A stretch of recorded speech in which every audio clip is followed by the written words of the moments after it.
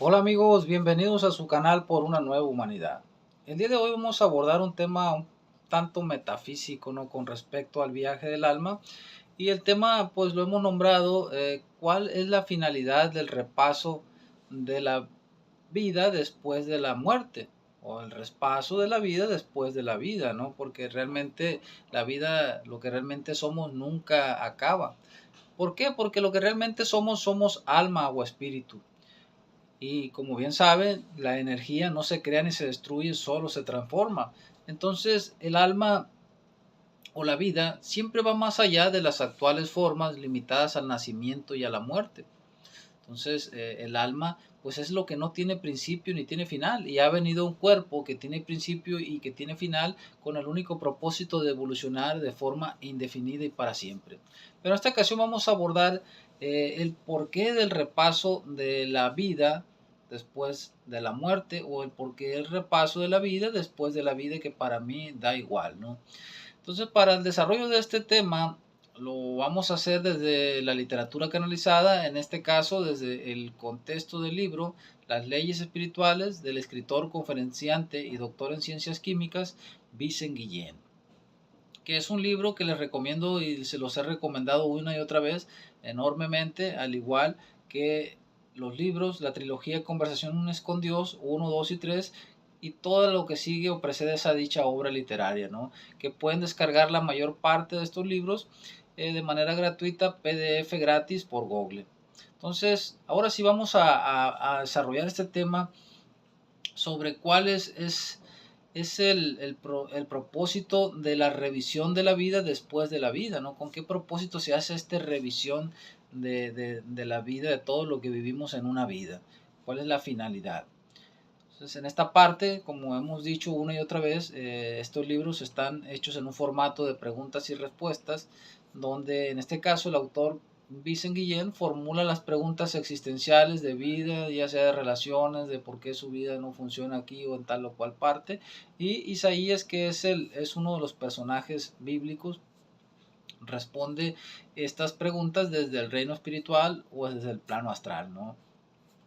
En esta parte, Isaías nos comparte que en algún momento después de de la desencarnación, perdón, el espíritu alma se enfrenta a un repaso exhaustivo de vuestra vida, ¿no? De los acontecimientos moralmente más relevantes de la última vida que tuvimos. Entonces, durante este repaso, nos dice Isaías de la vida, para cada situación vivida, el espíritu no percibe, dice, ya solo lo que él sintió en ese momento, sino que también simultáneamente percibe los sentimientos y las emociones de otros seres que recibieron las consecuencias de sus actos, percibiendo bienestar o malestar de estos como si fuera propio. O sea que el repaso en principal motivo es este, ¿no? De que poder percibir desde otras personas cuando fuimos reactivos emocionales, cuando nos comportamos mal, cuando dañamos o matamos a alguien, etcétera, etcétera. Entonces, ver cuál fue el impacto que causamos en las personas que estaban a nuestro alrededor, que forman parte de nuestro círculo más cercano. Entonces, prosiguiendo, en esta parte, Vicent toma la palabra y pregunta, pues entonces, ¿cuál es exactamente, dice, el objetivo de este repaso? A lo que Isaías responde, que el espíritu tome conciencia de la relevancia de las decisiones que tomó en vida respecto a leyes espirituales y respecto a consecuencias de sus actos en las demás. Perdón, y con respecto a las consecuencias de sus actos en las demás o en los demás, de si actuó con amor o si actuó con egoísmo, con el objetivo de que le sirva para evolucionar y para que conozca cuáles son las asignaturas que afrontaba en esa encarnación, que ha superado y las que ha superado y las que todavía le quedan por superar, ya que las pruebas de las próximas encarnaciones dependen en gran medida de la actuación que haya tenido en las encarnaciones anteriores. A esto Vicen pregunta nuevamente, toma la palabra y dice, parece ser como un juicio final, ¿no? Le dice a Isaías. A lo que Isaías responde, más o menos, le dice, pero sin ninguna intención de humillar o castigar al espíritu, sino que se efectúa para que se tome conciencia de sus actos respecto a las leyes espirituales y respecto a los demás seres de la creación. A esto, Vicent vuelve a formular una pregunta y le dice, ¿y quién juzga si tus actos han sido o no correctos? Isaías responde, él mismo con la ayuda de los espíritus superiores.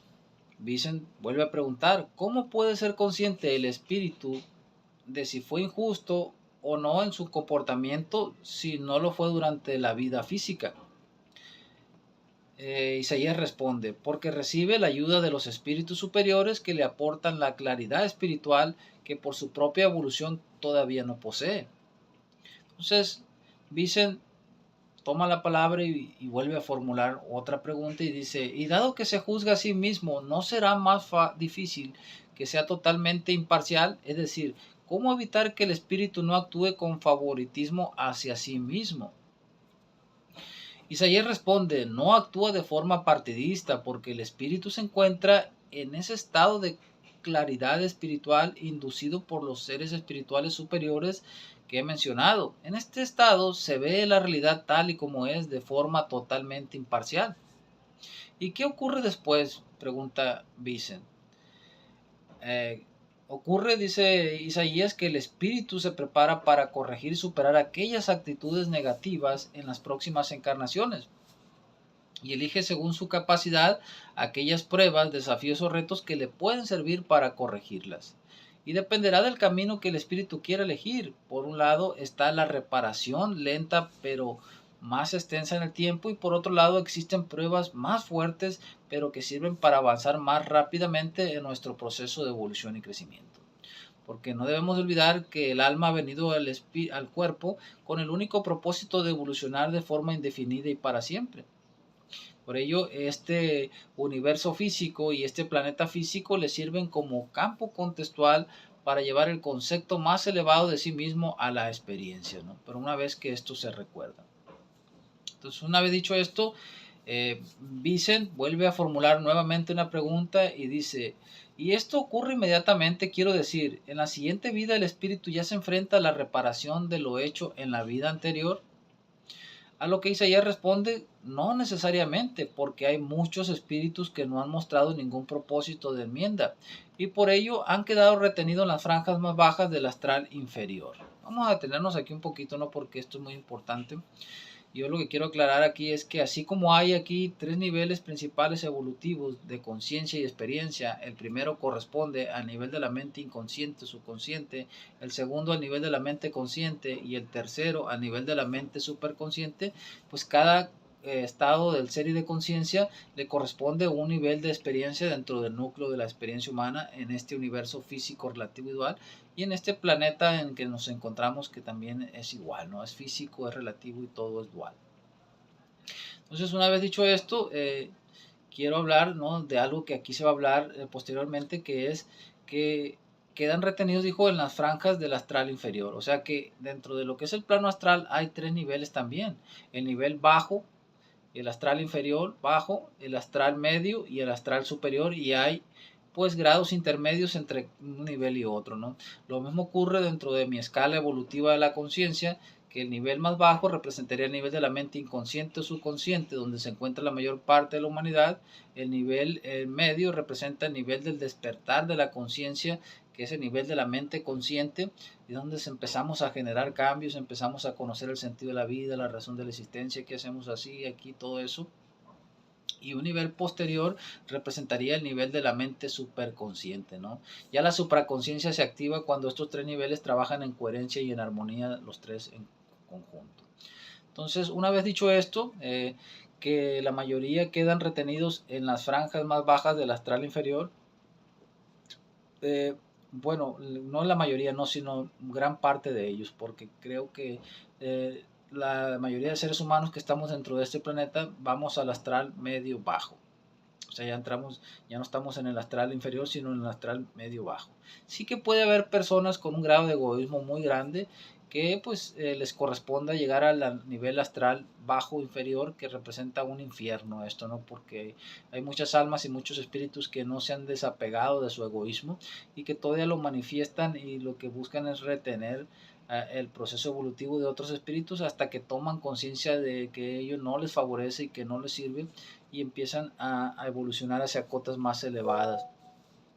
Entonces, una vez dicho esto, Isaías dice, así que retornan a la vida sin haber pasado por el anterior proceso de reeducación. Y aunque el espíritu haya iniciado su proceso de reforma interior, hay que tener en cuenta que al principio la voluntad debe afianzarse en el bien, que la voluntad debe afianzarse en el bien. La voluntad debe afianzarse en el bien, es frágil y no puede soportar las pruebas maduras. Por ello el espíritu tiene la opción de vivir encarnaciones de transición en las que no se enfrentará a la reparación de su deuda, sino que le sirven de preparación para fortalecer su voluntad de reforma y su perseverancia. Las encarnaciones de expiación, propiamente dichas, en las que el espíritu se enfrentará a las pruebas más fuertes, vendrán cuando esté bastante preparado y con una voluntad de mejora más firme. A esto Vicent toma la palabra y pregunta, ¿qué tipo de pruebas le esperan al espíritu endeudado? En general, responde Isaías, sufrir en carne propia las circunstancias semejantes a la que uno generó en otras vidas en otras personas, para tomar conciencia de lo que está y no está en armonía con las leyes espirituales y trabajar para reparar el daño que se hizo.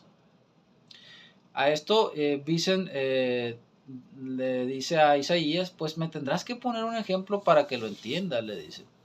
Vale, le responde Isaías, imagina a un espíritu que encarna en el siglo XVIII en una familia blanca rica que posee haciendas y esclavos para que trabajen las tierras. Seguramente este espíritu no caerá en la cuenta,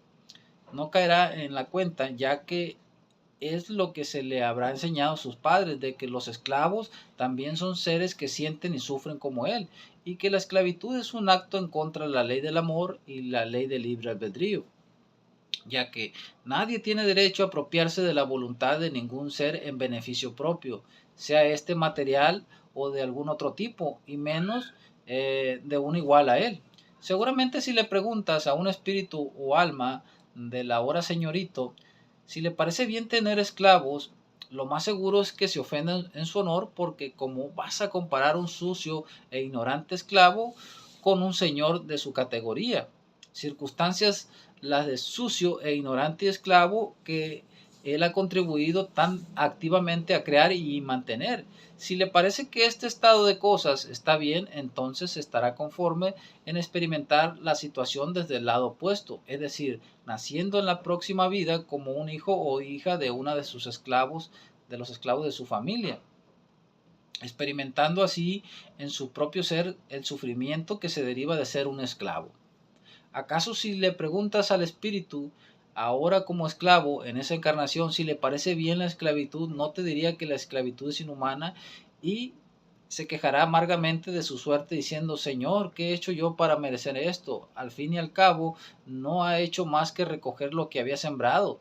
Si saca la buena enseñanza de esta experiencia cuando esté en esta situación de cambiar al estado de cosas, por ejemplo, volviendo a ser el dueño de la hacienda, tal vez se acuerde de lo que aprendió interiormente en la vida anterior y trabaje por la abolición de la esclavitud. Y de hecho esto ha sucedido en la vida real, ¿no? En muchas personas que pues fueron señores de grandes haciendas y grandes tierras, que tuvieron esclavos en aquella época, que después tuvieron que reencarnar como parte de un proceso natural de evolución y crecimiento en su polaridad opuesta como esclavos, ¿no? A esto, Vicen vuelve a formular una pregunta. De este ejemplo le dice, debo deducir que los esclavos pueden haber sido señores en otra vida y haber practicado la esclavitud. Sí, responde Isaías, y los señores esclavos. Un mismo grupo de espíritus puede haber estado experimentando esas posiciones alternativamente en multitud de vidas hasta que finalmente se den cuenta de que la mejor manera de que se respete la libertad de uno mismo es respetar la libertad de los demás en cualquier condición y circunstancia. Y pues así con todo. Aquí Vicen vuelve a tomar la palabra y dice, pero obligar al espíritu a pasar por lo mismo que él hizo no es equivalente al ojo por ojo, diente por diente. A lo que Isaías responde, ya digo que no es un castigo, sino una forma de aprendizaje. Si uno cree que ha actuado justamente, no tendrá ningún temor en recibir aquello que dio. Al contrario, estará deseoso de recoger la justa recompensa de sus buenas acciones, ¿no? Porque aquí ya entra trabajando la ley de correspondencia y la ley de justicia espiritual trabajando en conjunto. Entonces, si siembras mal, recibes mal. Si siembras bien, recibes bien. Entonces, si haces buenas acciones, pues vas a recibir buenas acciones o vas a cosechar buenas recompensas. Pero por el contrario, si has obrado con egoísmo, perjudicando a los demás, no tendrá demasiadas ganas de recoger la cosecha de su mala siembra. Si la intención de la ley fuera castigar al infractor como una especie de venganza, podríamos considerarlo como un ojo por ojo.